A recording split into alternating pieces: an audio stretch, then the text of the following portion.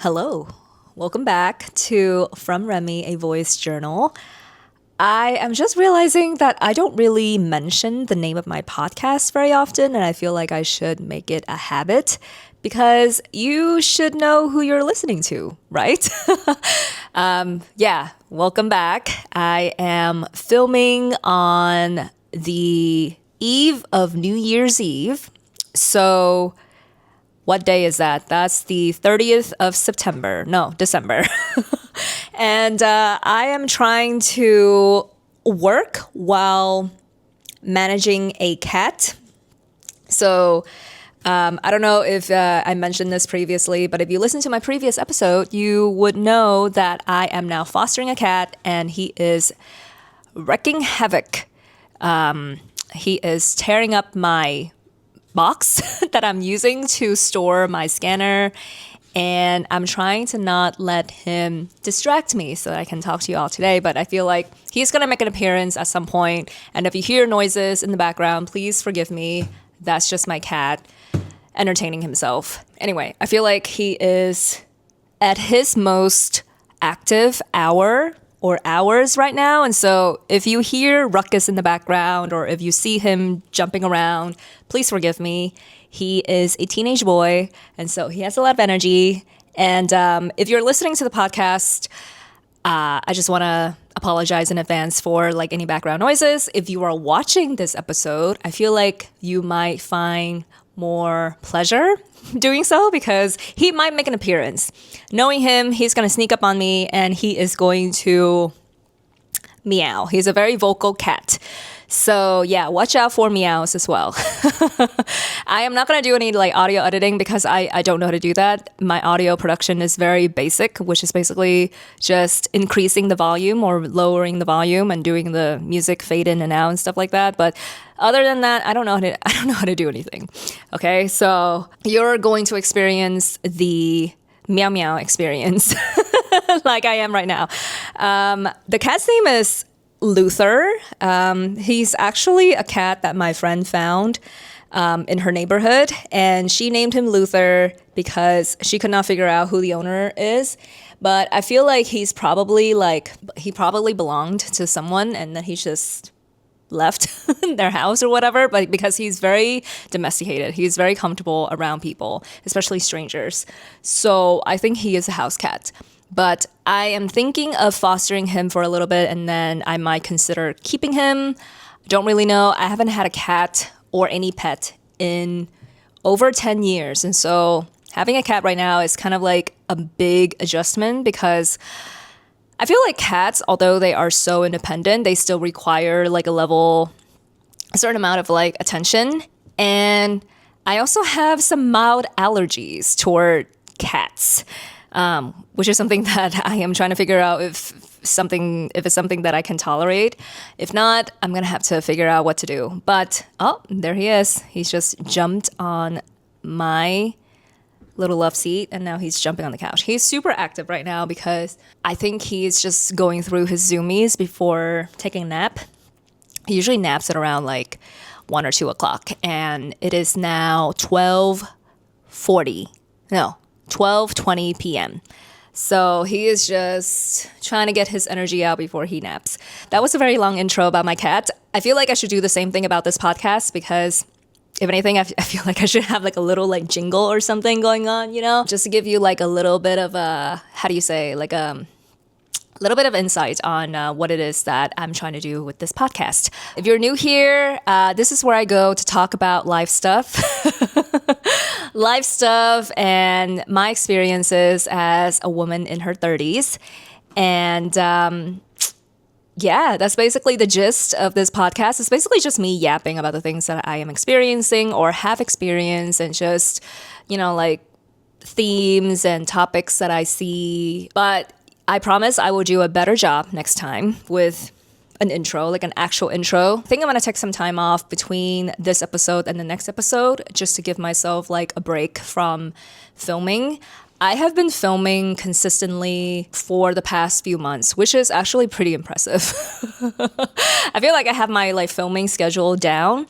In terms of like post-production, that's still kind of a work in progress. But in terms of like actually like scheduling in my filming and, like actually taking this hobby seriously, I feel like I've taken some really good steps forward in that direction. I am more comfortable with, I don't know, just like showing my face online. I uploaded my most recent episode on YouTube, so that's kind of exciting. Like I'm making my comeback on YouTube. I actually had a channel that I created for something else many, many years ago. And I took a break from YouTube because I was just going through some really crazy life transitions. But now I feel like I'm ready to reappear. And I feel like I'm going to have to reteach myself how to do or how to like understand the YouTube algorithm. But I feel like if anything, YouTube is like a space or a platform where I'm most comfortable with. Like I know how YouTube SEOs work, I'm more comfortable with long form content. And so I feel like YouTube is probably like the most logical next step for me. In terms of social media, I don't know. I really want to dedicate more time to creating short form content or like content for social media. But honestly, it's such a noisy place that I just don't have any interest. I know that it's like one of the better, avenues for like promotions or for engagement, but I don't know. I feel like there's like a roadblock there that I don't quite understand. I think it's just the fact that I just don't like making short form content. But, I'm willing to experiment. That's what you got to do in order to grow, right? So hopefully next year I will commit at least to like making maybe like one social media post per month. one post per month I feel like is doable because right now I'm making a post maybe like once every quarter. Before that it was once every year because that's just how much I don't like using social media. I do like the story aspects, but I feel like creating like an actual like post or a reel is just so time consuming for me. But yeah, what did I do last week? So last week was the holidays.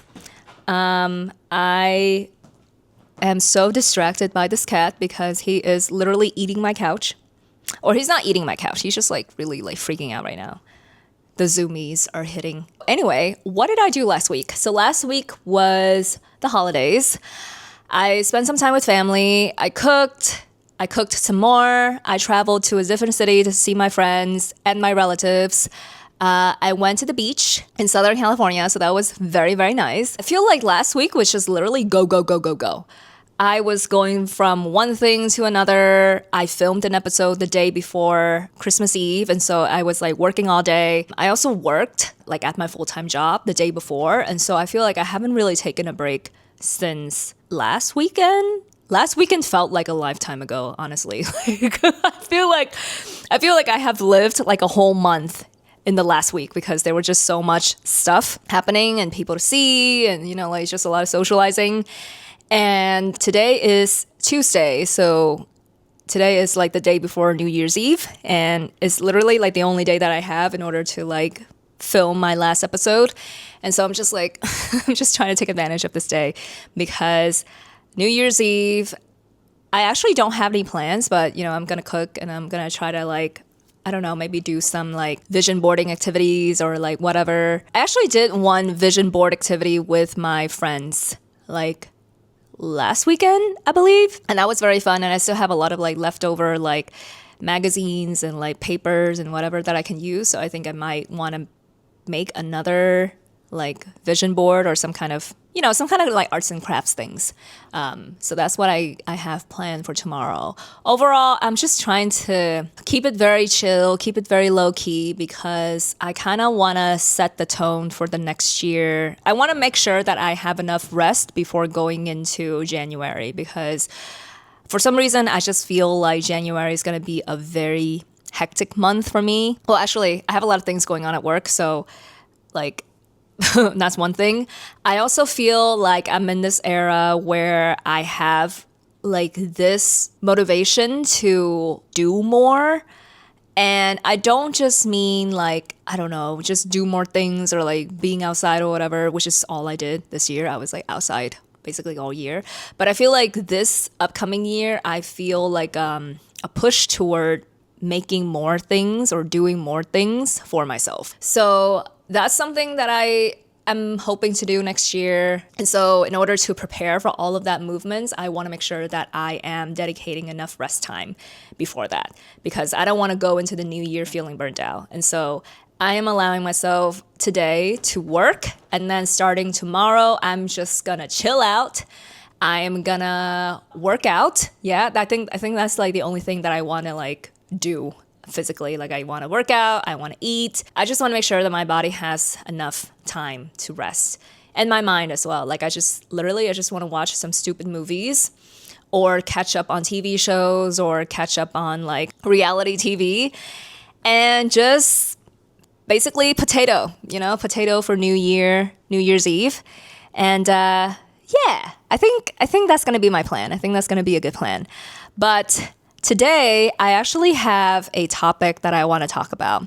Well, I mean, the topic is kind of like loosely outlined, because if you're new to this podcast, I just want to give you a heads up that I usually come into these episodes completely unprepared. Like, I might have like a topic that I want to talk about or like a theme that I want to talk about, but when it comes to like the actual content, like it's usually very much like go with the flow, like me just kind of brainstorming or like processing on the spot. So that's kind of like the reason why I decided to name my podcast A Voice Journal, because it's literally like me journaling, whatever it is that I have on my mind, but in audio form. So today I kind of want to touch on a trend that I've been seeing on IG.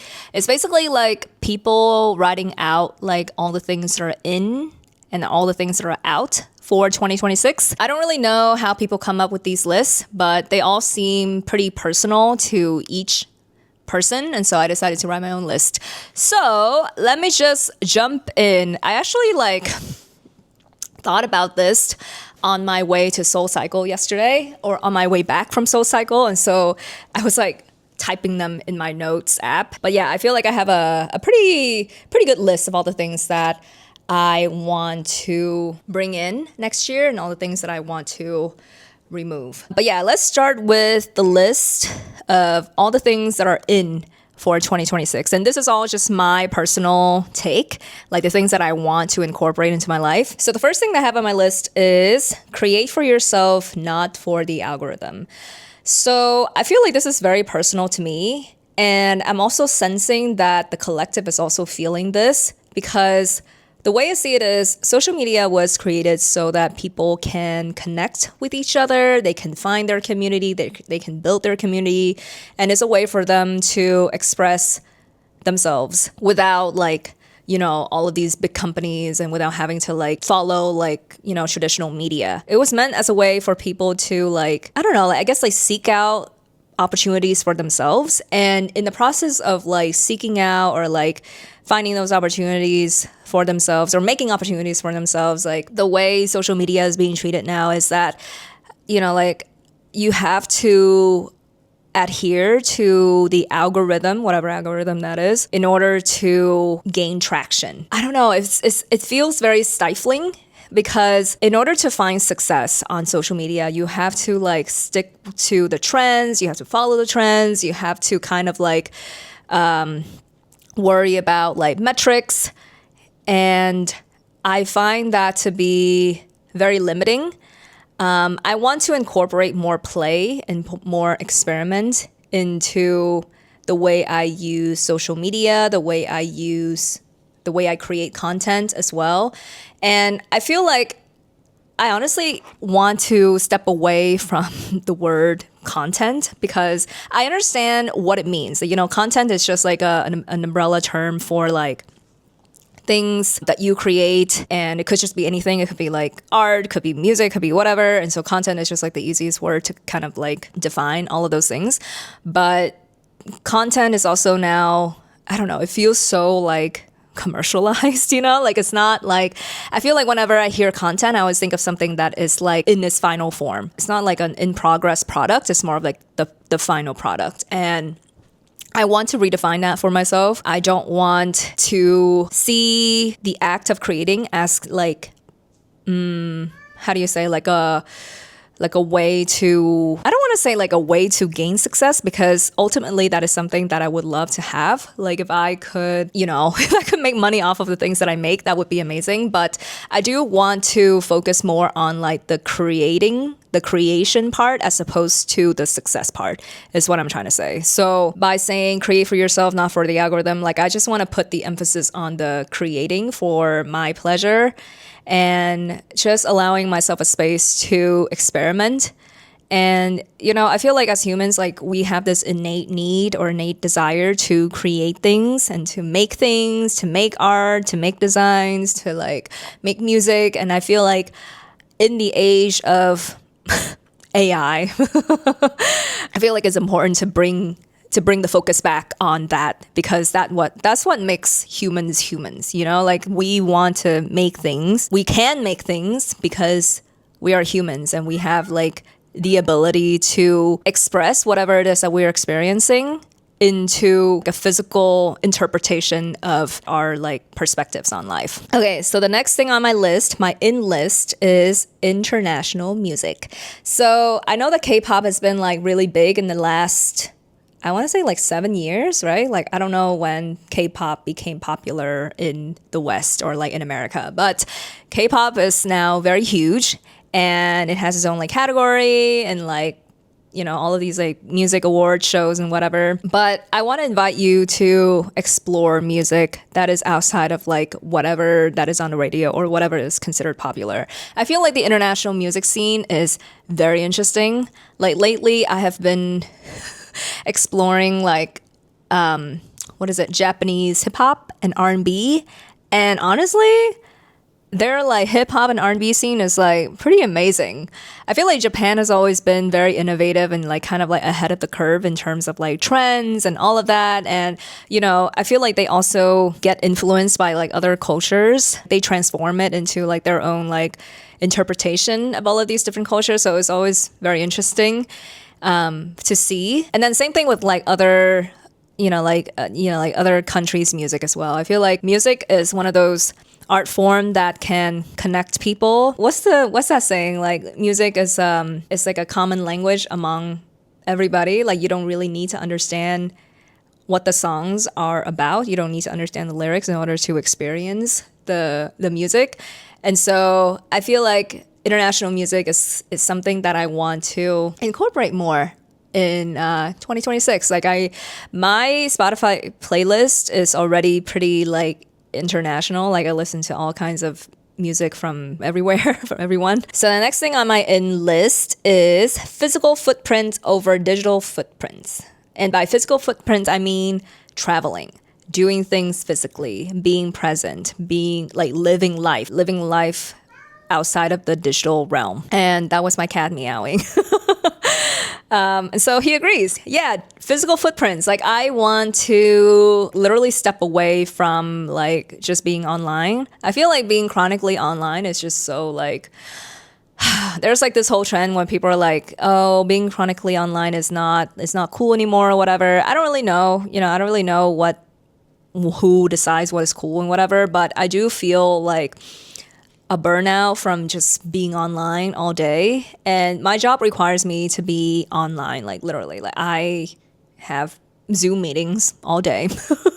I'm always sending messages on Slack. And when I'm, not working at my full-time job, I'm working on this podcast. And so I'm constantly looking at screens. And I just want to find hobbies or find activities or whatever that allow me to step away from the screens. And so I feel like, traveling, doing things physically is going to be like the next thing, the next in thing next year. And I feel like collectively, like we're all yearning for that as well. Like I noticed that there are a lot of like run clubs and, like, how do you say, like DJ events at music or no, at coffee shops. So I feel like collectively we all want to be like, just not be online. And so I'm expecting more of these like in-person events and in-person experiences next year. Okay, so the fourth thing on my in list is professional photo shoots.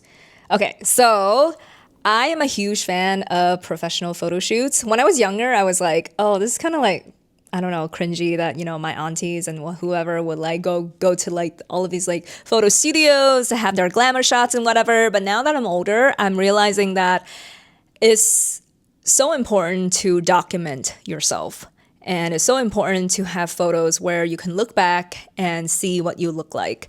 And I am somebody that I always forget to take selfies. I don't really take photos of myself very often.